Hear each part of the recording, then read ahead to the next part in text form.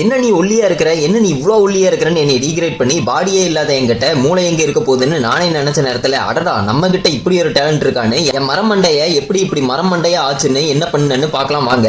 Welcome to green springs in home gardening. எல்லாத்துக்கும் செடி வளர்த்தணும்னு சொல்லிட்டு ஒரு ஆசை இருக்கும். ஆனா அதை எப்படி வளர்த்தலாம், என்ன பண்ணலாம், நம்ம கிட்ட தூண்டு தானே இடம் இருக்குது அப்படின்னு பல டைப்ல நம்ம யோசிச்சு பார்த்துட்டு நம்மளால முடியாதுன்னு நினைச்சிட்டு நம்ம விட்டுருவோம். ஆனா நான் என்ன பண்ணேன்னா ஃபர்ஸ்ட் இந்த மாதிரி ஒரு குட்டியா ஒரு கார்டன் ஸ்டார்ட் பண்ணேன். ஆனா இந்த பிளேஸ்ல எப்படி கார்டன் வைக்கலாம் அப்படிங்கிறது எனக்கு எப்படி ஐடியா வந்துச்சுன்னா, இந்த யூடியூப்ல நல்ல பிரபலமா இருக்கிற தோட்டம் சிவா அண்ணன் அப்புறம் சக்கப்போடு சேனல்ல அவங்க வீடியோவெல்லாம் நான் நிறைய பார்த்தேன். அவங்களோட வீடியோவெல்லாம் நான் பாக்குறப்ப என்ன ஃபீல் கிடைச்சதுன்னா, இவங்க எப்படி இந்த செடியெல்லாம் வந்து வளர்த்த ஆரம்பிச்சாங்க, இந்த மாதிரி நம்மளால ஏன் பண்ண முடியாதா, அப்புறம் அவங்கள ஒரு இன்ஸ்பிரேஷனா எடுத்துக்கிட்டு சரி நம்மளாலே பண்ண முடியும், அவங்க கிட்ட இருந்தாலும் சில டிப்ஸ் எல்லாம் எடுத்துக்கிட்டு இந்த மாதிரி எல்லாம் நம்மளும் பண்ணலாம் அப்படின்னு சொல்லிட்டு நான் வந்து ஸ்டார்ட் பண்ணேன். அப்பவும் நிறைய டவுட் எல்லாம் இருந்துச்சு. ஆனா அவங்களுக்குலாம் நம்மளை தெரியாதுல்ல, இப்ப நம்ம மெசேஜ் பண்ணோம்னா அவங்களுக்கு வந்து நம்மளை தெரியாதனால நம்மளுக்கு வந்து ரெஸ்பான்ஸ் பண்ண மாட்டாங்க. அப்படி இருக்கிறப்போ என் கூட ஒர்க் பண்ற அறிவழகன் ஒரு அண்ணா இருந்தாரு.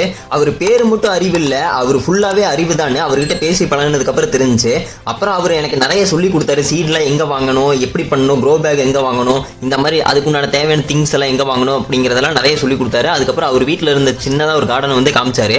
அப்புறம் அதுல இருந்தெல்லாம் நிறைய ஐடியா எடுத்துட்டு அதுக்கப்புறம் நான் ஸ்டார்ட் பண்ணேன். என்னதான் அவர் நல்ல ஐடியா கொடுத்து கைடன்ஸ் பண்ணாலும் நமக்கு இன்ட்ரெஸ்ட் வந்தாதானே நம்மளால பண்ண முடியும்.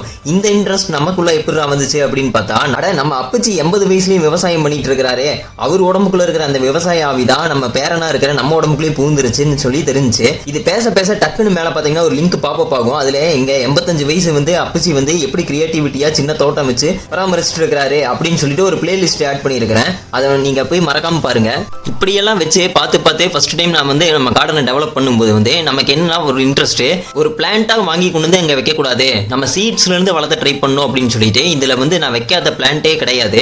இருக்கிற எல்லா வெஜிடபிள் சீட்ஸும் வாங்கிட்டு வந்து எல்லாமே போட்டு வளர்த்தி பார்த்துட்டேன். பாருங்க, பீட்ரூட் பாக்குறீங்க, முள்ளங்கி பாக்குறீங்க, காலிஃபிளவர், முட்டைக்கோசு, வெண்டைக்காய், இந்த அவரை, செடி அவரை அப்படின்னு சொல்லிட்டு என்னெல்லாம் கிடைக்குதோ அது எல்லா விதையும் வாங்கிட்டு வந்து போட்டு ட்ரை பண்ணி பார்த்துடலாம் அப்படின்னு சொல்லிட்டு நான் ஃபர்ஸ்ட் டைம் வந்து முயற்சி பண்ணி இதெல்லாம் ட்ரை பண்ணேன். இது பார்த்தீங்கன்னா இது வந்து கம்பு சோளமும் நார்மல் சோளமும் இது எல்லாமே இருக்குது. முல்லைப்பூ செடி மட்டும் செடியா வாங்கிட்டு வந்து வச்சிருக்கிறேன் நான். அப்புறம் இது பார்த்தா தொட்டிலையும் வந்து பார்த்தீங்கன்னா அந்த ஃபிஷ் எல்லாம் விட்டு அதுக்கு லில்லி ஃப்ளவர் அந்த மாதிரி செடியெல்லாம் வந்து உள்ளுக்குள்ள வச்சிருந்தேன். அப்புறம் ஃபர்ஸ்ட் டைம் தெரியாம அந்த ஒயிட் கலர்ல இருக்கிற க்ரோ பேக்லாம் நிறைய வாங்கிட்டேன். அதுக்கப்புறம் அதுல எல்லாம் வந்து கத்திரிக்காய் செடி, இந்த கொத்தவரங்காய் செடி அப்படி இப்படின்னு சொல்லி வச்சுட்டேன். நான் வச்ச இடம் பார்த்தீங்கன்னா நல்லா வெயில் அடிக்கிற பிளேஸ். அந்த பேக்லாம் அவ்வளோ தாங்குமா அப்படிங்கிறது தெரியாம வாங்கிட்டேன். இருந்தாலும் பரவாயில்ல, அது வந்து ஒரு 3 வருஷம் தாங்குச்சு. அப்புறம் நிறைய பூச்செடி, அதுக்கப்புறம் சம்பங்கி பூ, இதெல்லாம் என்ன பூனே தெரியல, இந்த மாதிரி பூவெல்லாம் நிறைய வாங்கிட்டு வந்து இருக்கிற இடத்த ஃபுல்லாமே அடைச்ச மாதிரியே நான் செடி வச்சு விட்டேன். என்னோட ரொம்ப ஃபேவரட் செடி வந்து இந்த ஸ்ட்ராபெரி செடி. அதை எப்படியாவது வளர்த்திடணும்னு சொல்லிட்டு நானும் ஒரு 3 வருஷமா வளர்த்துறதுக்கு ட்ரை பண்ணிட்டு இருக்கேன். எப்படி வளர்த்திட்டேன், கடைசியில் வந்து ஃப்ரூட்டும் கிடைச்சிருச்சு. இது பாருங்க, வெண்டைக்காய் செடி, இது மிளகா செடி, அதுக்கப்புறம் பார்த்தீங்கன்னா ஜினியா ஃப்ளவர், ஊட்டியில தான் முளைப்பேன், இங்கே முளைக்க மாட்டேன்னு இங்கேயும் போட்டு வச்சிருக்கிறேன். இஞ்சி இதெல்லாமே இருக்குது. கார்டன் வச்சு அதில் ஃப்ரெஷ்ஷாக கீரை இல்லாமல் எப்படின்னு சொல்லிட்டு வீட்டில் இருந்த வெந்தயம், அதுக்கப்புறம் இந்த கொத்துமல்லி இதெல்லாம் போட்டு கொத்துமல்லி, வெந்தயக்கீரை இதெல்லாமே வளர்த்தி எடுத்துட்டேன். அதுக்கப்புறம் பாலக்கீரையெல்லாம் வளர்த்தணும்னு ஆசை, அதனால் அதெல்லாம் விதை வாங்கி பாலக்கீரையில் போட்டு வளர்த்தினேன். முள்ளங்கி, இந்த மாதிரி நிறையா வந்து என்னெல்லாம் நம்ம வீட்டில் பொதுவாக யூஸ் பண்ணுவோமோ அந்த செடி எல்லாமே வீட்டில் வச்சு வளர்த்தி ட்ரை பண்ணலாம் அப்படின்னு சொல்லிட்டு எல்லாமே பண்ண ஆரம்பித்தேன். கடைசியில் எல்லாமே சக்ஸஸாகவும் வந்துச்சு, எல்லாம் நல்லா வளர்ந்துச்சு. இப்போ அப்படியெல்லாம் வளர்த்திட்டு இப்போ வந்து என் கார்டன் எப்படி இருக்குன்னு ஆல்ரெடி ஒரு வீடியோ பண்ணி போட்டிருக்கிறேன்.